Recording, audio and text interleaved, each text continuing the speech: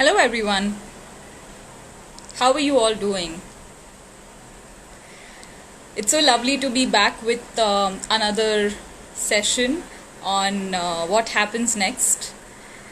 A series where we talk to arts professionals, artists, and experts from different fields from all over the world. And I'm very excited to introduce our guest for today in the second edition, Siddharth Kaneria.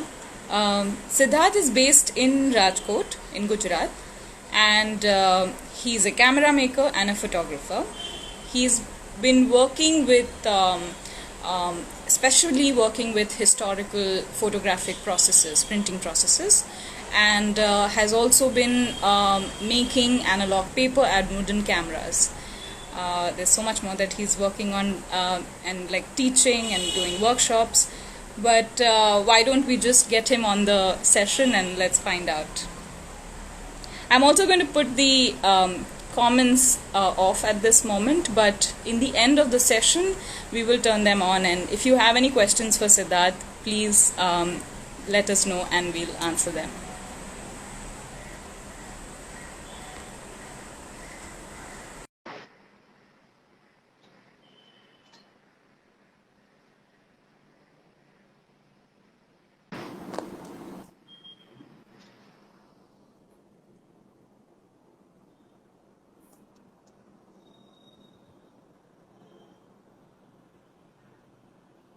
I hope you have also checked out our earlier episodes, our earlier series, or sessions from this series on our Instagram page as well as Facebook page.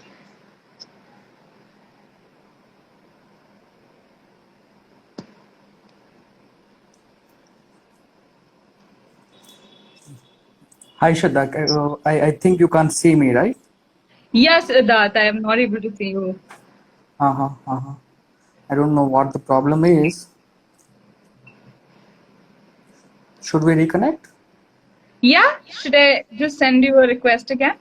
Yeah, please do that, yes. All right.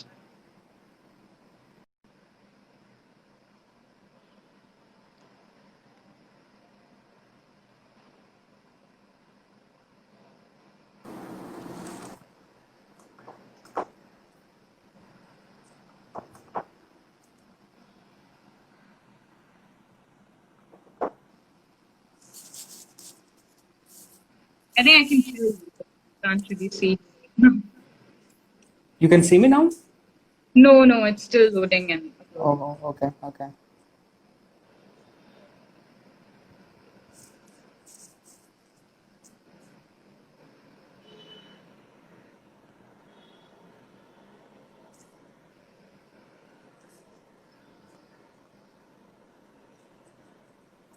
let me switch the device. I think that might work.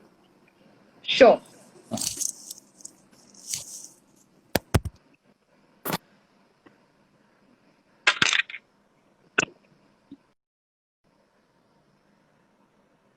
So sorry about the delay over there. But just to tell you a little bit more about Siddharth, he's been working on a lot of exhibitions and which have traveled to places like Germany. He has two photo books on his name, and mostly documenting cities. He's also been working on a functional camera that he kind of plans to take all around India at this point. He has had a chance to do that in Gujarat, but he's again trying to work on some of those tools. Let me see if we can get him on again.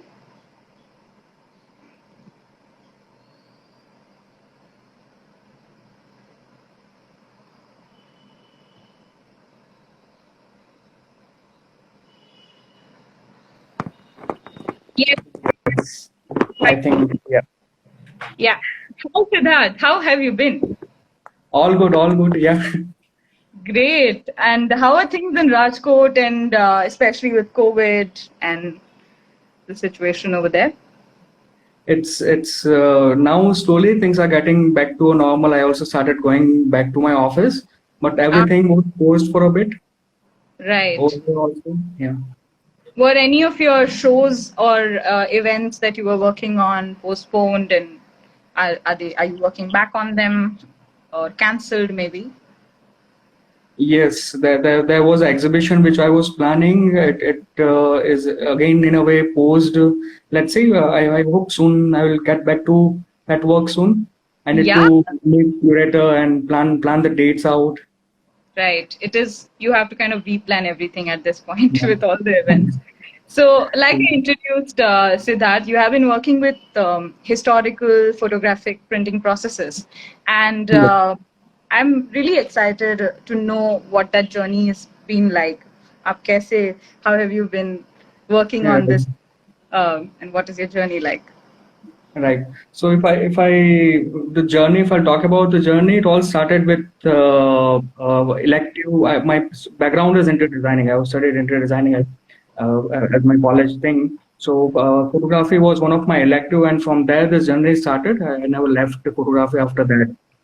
Hmm. So yeah, and while being into photography, the question was the thing which finding the answer was the thing which brought me to this historical photography printing process is to know more about that. And Hmm. photography people always used to say it's art and science. This world is a combination of art and science. So I started asking how this got started. What is the science behind a photography, and what is the art behind a photography? And science Right. is just limited to taking a photograph or how the camera works, or it's beyond that.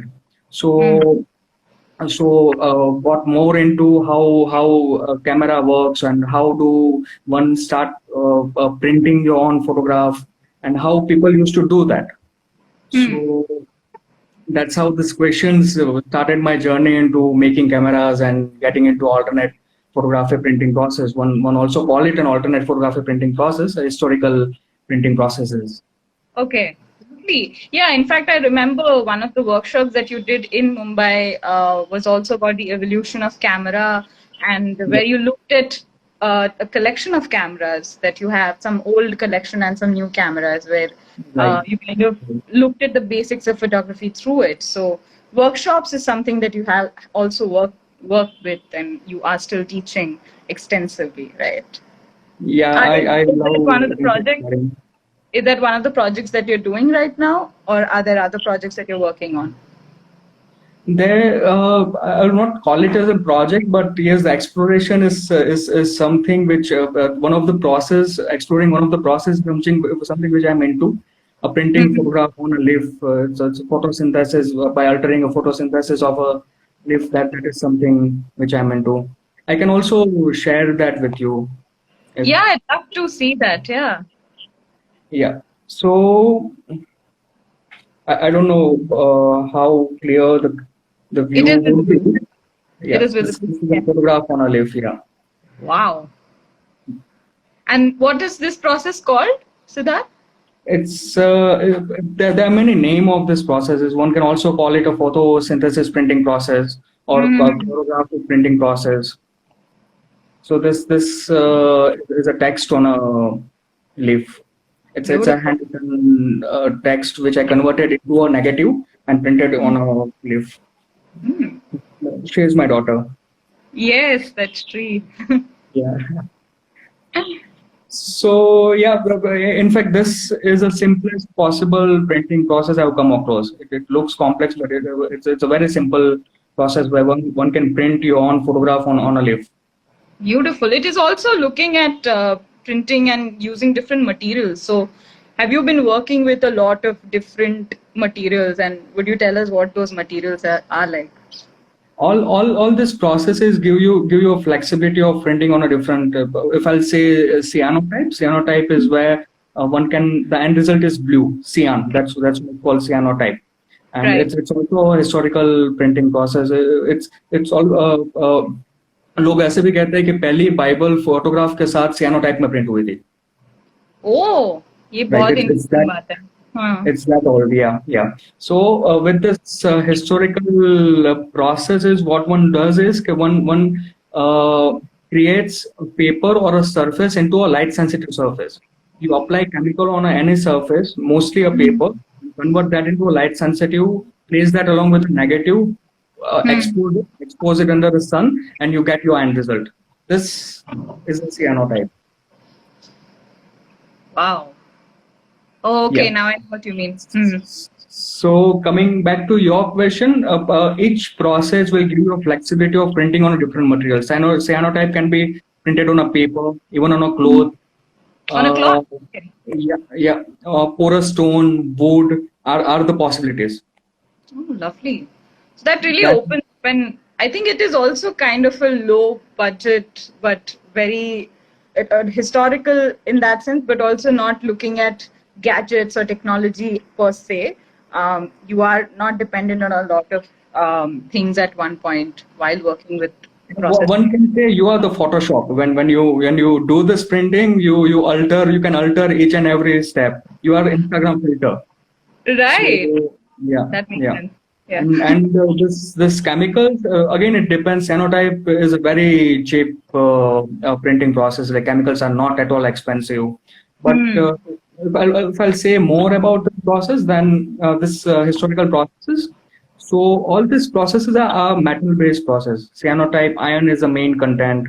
Then there is silver gelatin printing process. Where silver is the main content. Okay. So silver is a costlier metal, and the result and process would also be a costlier. So the cost factor of each process is different. Okay, oh, that's interesting. So, what do you think? How does or how did COVID kind of during this crisis? How are things working out with what you're doing? Is it impacting your work, or how do you look at this time? Um, It was a kind of a for me it was a kind of a positive pause where I got to think a bit, and I got to realize where I stand. I also got time to explore a few more things. That's how I got into printing photographs on the leaves. So it's hmm. been a positive for me. Oh, that's true. In fact, And I feel each one of us got some time to just pause, relax, think, and move ahead. that's true. Yeah. So it has actually given us a time to just relook at what we have been doing or just Yeah, look at the different. In fact, we had a conversation with one of our guests who is an archivist, and she spoke about the importance of documentation. yeah. So, photographs or camera being one of the very important tools of documenting. Yeah. Um, how are you capturing this time through camera? Of course, the photosynthesis process being one, but what are the Right. different ways that are you documenting them at all? I do. That's been a way of life. In fact, documentation for any photographer, that has to be a way of life. One Right. can't stop to document your taking photographs from a day-to-day basis. I have been doing that for my own self. For my mostly this is a time where I got to stay with my daughter much, so I've also been documenting her quite a lot. Right. Oh, yes, that's actually a great way to utilize it. And Yeah. also, I think with the part of you which is workshops and teaching extensively, um, what do you think? Are you with everyone taking digital platform as the main tool to use right now? Right. Are you also planning on doing more workshops online on your page or like in social media or different platforms? What are you planning something like that? Of course, yeah, I started working towards that. I started working towards that. The only challenge which I have in my workshop is that I always take my chemicals along with me for people to use that or demonstrate that. So I'm trying to fix that. How should I courier the chemicals and then explain the process? So I'm planning towards that. That's what I can say. I also started making a documentation of my processes to teach as an online course in a proper manner, so that after the workshop I can deliver that document. People can take that process further. So yeah, That's yeah. I'll soon be starting doing it. Oh, that's great. Because I think that's one thing that we all have learned in this time that it is now time for all of us to be on digital platforms and use that to our advantage with so many tools helping us out. And do you think that the kind of content that you see, the kind of photographic content that you see on social media right now, do you think it's a really good change that has come into place during this quarantine period? Yes, people have started coming out, started sharing things. It's a good change. I seriously think that one should start sharing whatever one is into, and Right. it's good to see people sharing that work that have come out strongly. Yeah, that's true. So many different pages and so many different sources to actually use or get information right now. Uh, Yeah.